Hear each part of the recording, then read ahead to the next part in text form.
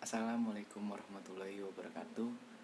Perkenalkan, nama saya Rizwan Wardana, NIM 200701603. Di sini saya akan menjelaskan perkembangan prakelahiran dan tahap perkembangan prenatal. Rangkaian perkembangan prakelahiran meliputi 3 periode. Yang pertama yaitu periode germinal. Periode perkembangan prakelahiran yang berlangsung selama 2 minggu pertama setelah pembuahan. Periode ini meliputi sel telur, pembelahan sel, dan pelekatan zigot. Selama periode germinal, pembelahan sel berlangsung sangat cepat. Adapun biologisnya pembelahan sel itu ialah mitosis. Dalam tahap ini, sekelompok sel ini disebut blastopis, adalah lapisan sel-sel bagian dalam yang akan menjadi embrio. Dan trofoblast adalah lapisan sel-sel bagian luar yang nantinya akan menjadikan gizi dan dukungan untuk embrio.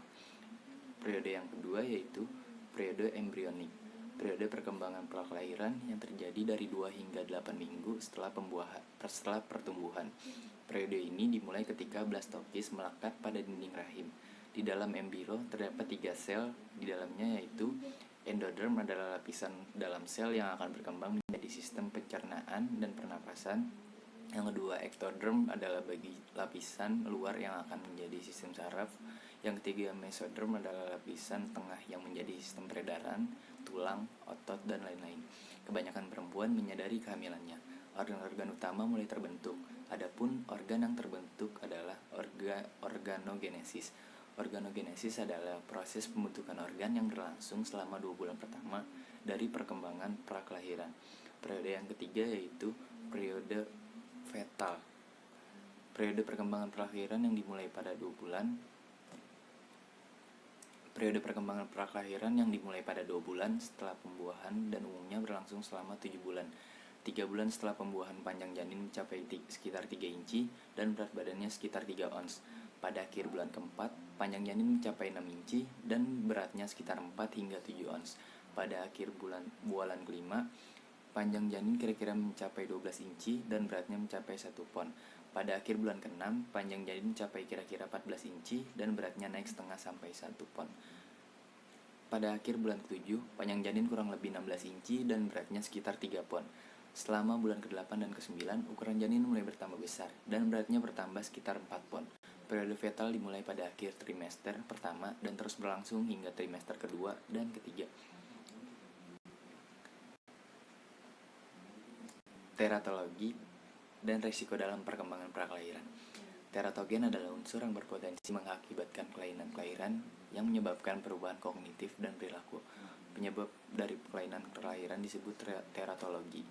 Penyakit ini menyebabkan cacat lahir fisik tapi dapat mengganggu perkembangan otak dan mempengaruhi fungsi kognitif dan perilaku.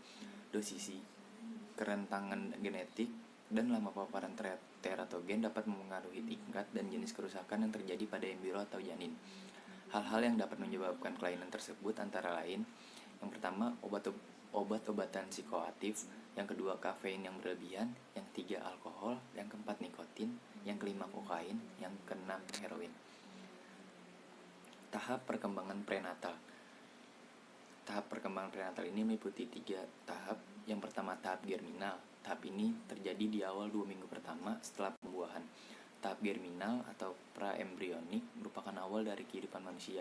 Proses ini dimulai ketika sperma melakukan penetrasi terhadap sel telur dalam proses pembuahan yang normalnya terjadi akibat hubungan seksual antara laki-laki dan perempuan. Tahap embrio dimulai ketika zigot telah tertanam dengan baik pada dinding rahim.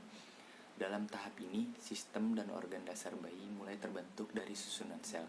Masa ini dianggap sebagai masa yang kritis karena bentuk fisik yang saat itu berkembang pesat dapat terganggu oleh kondisi yang kurang baik. Tahap yang kedua, tahap embrio. Tahap ini terjadi 2 hingga 8 minggu konsepsi. Tahap embrio dimulai ketika zigot telah tertanam dengan baik pada dinding rahim. Dalam tahap ini, sistem dan organ dasar bayi mulai terbentuk dari susunan sel. Masa ini dianggap sebagai masa yang kritis karena bentuk fisik yang saat itu berkembang pesat dapat terganggu oleh kondisi yang kurang baik. Yang ketiga, tahap janin.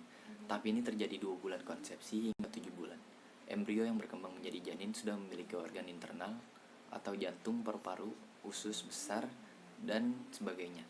Dan eksternalnya meliputi tangan, kaki, dan jari-jari kepala secara lengkap. janin makin memanjang dan sistem organ tubuh berkembang semakin kompleks. Hal ini akan terus berlangsung hingga organisme itu matang dan siap untuk dilahirkan. Cukup sekian dan terima kasih. Kurang lebihnya mohon maaf. Wassalamualaikum warahmatullahi wabarakatuh.